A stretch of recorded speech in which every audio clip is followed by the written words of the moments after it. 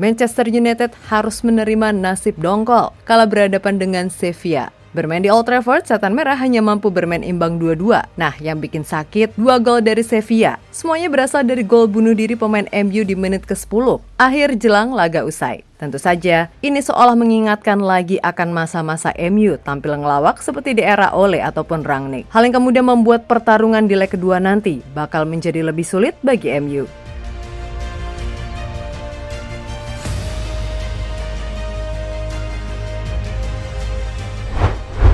Konsistensi masih menjadi PR besar yang masih terus digodok oleh Erik ten Hag. Sebab sejauh ini MU tidak benar-benar mampu tampil solid selama 90 menit penuh. Dan itu sudah terbukti dalam banyak pertandingan, entah itu menang, imbang, ataupun kalah.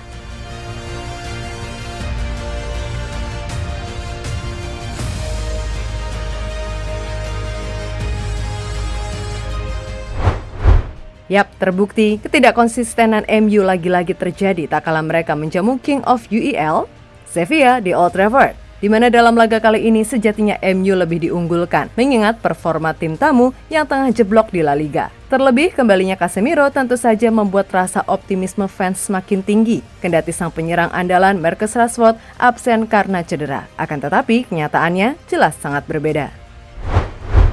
Yap, mengawali laga dengan cukup apik, MU secara oke mampu menguasai jalannya pertandingan di babak pertama, di mana progresi bola seakan begitu cair dan mereka mampu menciptakan banyak peluang. Hingga akhirnya, Marcel Sabitzer jadi aktor yang membawa United unggul 2-0 hingga jeda turun minum.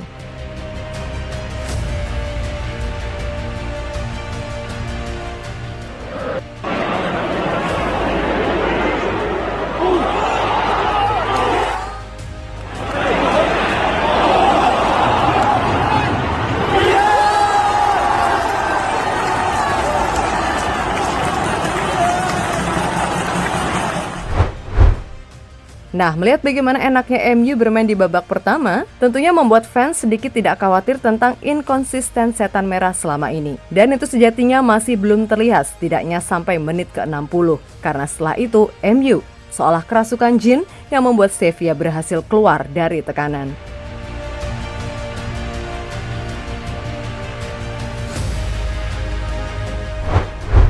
Yap, keputusan Ten Hag terlalu cepat menarik keluar Bruno serta Martial dan menggantikannya dengan Weghorst dan Elanga harus ditebus mahal dengan berkurangnya kreativitas MU dalam menyerang. Terbukti, berulang kali gawang David De Gea dicecar habis oleh tim asal Andalusia tersebut. Nah, di saat mengganti Bruno dan Martial sudah dianggap kesalahan, ini Ten Hag harus dihadapkan pada situasi sial. Tak kalah Rafael Varane cedera sejak awal babak kedua. Harry Maguire yang sebelumnya tampil baik pun berulang kali kelabakan dalam menghalau serangan Sevilla.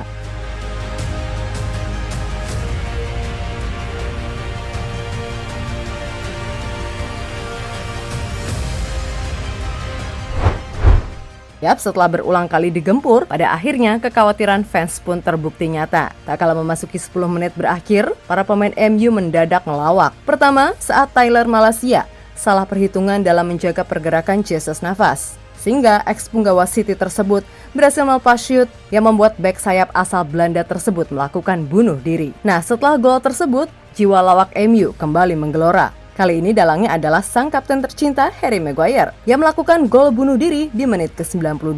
Jelas 2 gol bunuh diri hanya dalam waktu singkat membuat Ten Hag dan tentunya para fans seolah kena mental. Apalagi sang bek andalan Lisandro Martinez kemungkinan bakal absen di laga berikutnya usai terkena cedera yang sampai membuatnya menangis dan harus dibantu 2 rekannya di timnas Montiel dan Acuna untuk keluar dari lapangan.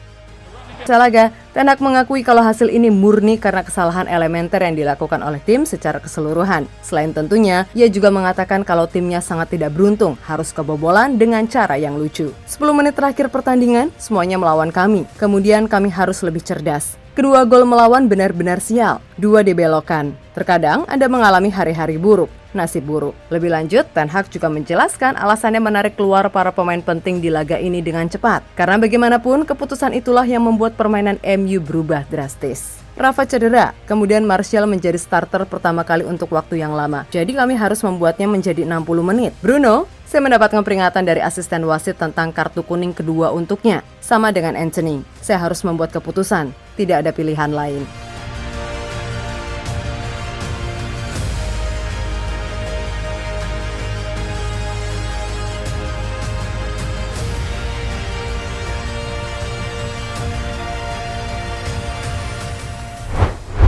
Yap, dengan situasi yang ada termasuk cederanya Varane dan Lisandro Martinez, tentunya membuat segalanya akan terasa sulit. Sebab bagaimanapun, MU masih harus melakoni banyak pertandingan, termasuk di FA Cup dan juga IPL. Khususnya di IPL, posisi mereka pun masih sangat riskan untuk digeser. Lalu di semifinal Piala FA, mereka harus melawan Brighton, yang kita tahu bukan lawan yang mudah juga untuk dikalahkan. Namun yang paling sulit jelas saat di leg kedua nanti.